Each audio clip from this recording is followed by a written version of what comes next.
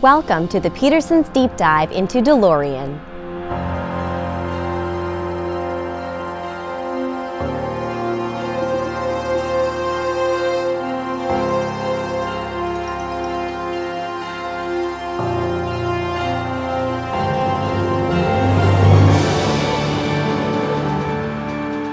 Roads? Where we're going, we don't need roads. For a car that was manufactured for only 2 years, between 1981 and 1983, the DeLorean is one of the most recognizable vehicles there is, almost certainly because of its role as the time machine in the Back to the Future franchise. Thanks to the movies, the DeLorean was able to secure its place in history despite a troubled story that would otherwise have rendered the car a disappointing flash-in-the-pan automotive novelty. The chaotic story of the DeLorean starts with its enigmatic creator, John Zachary DeLorean.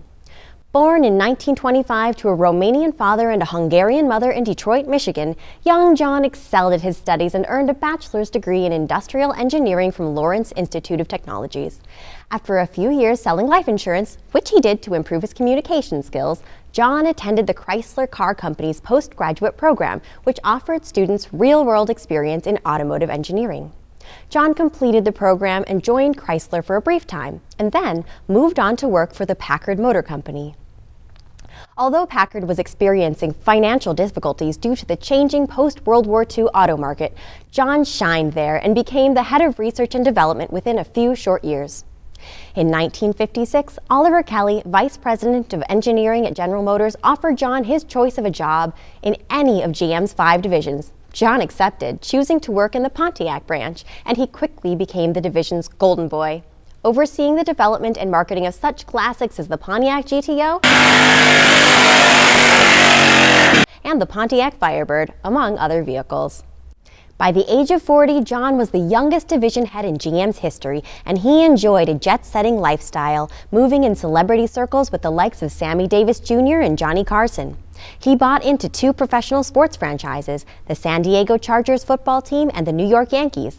John wasn't your typical executive. He was flamboyant and fashionable, with a reputation as a corporate maverick. Even as General Motors was experiencing a decline in revenue, John was promoted again, this time to head up the company's flagship marque, Chevrolet.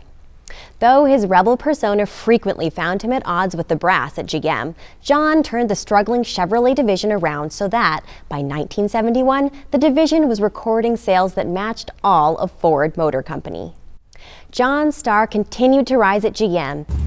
Holy shit. Holy shit. You're John DeLorean, aren't you?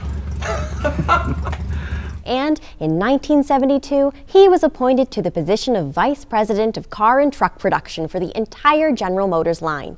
But he continued to clash with executives at GM headquarters and was critical of the company, saying, "There is no forward response at General Motors to what the public wants today. A car should make people's eyes light up when they step into the showroom." I'm the man.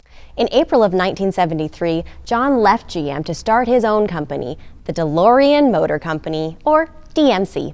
He wanted to create his own sports car, one that would be exciting to look at, but safe, fuel efficient, and long-lasting. After his meteoric rise through the ranks at GM, he likely thought it would be smooth sailing at DMC, but that was not to be the case. Thanks for watching. Be sure to like, comment, and hit subscribe, and tune in to part 2 of our DeLorean Deep Dive.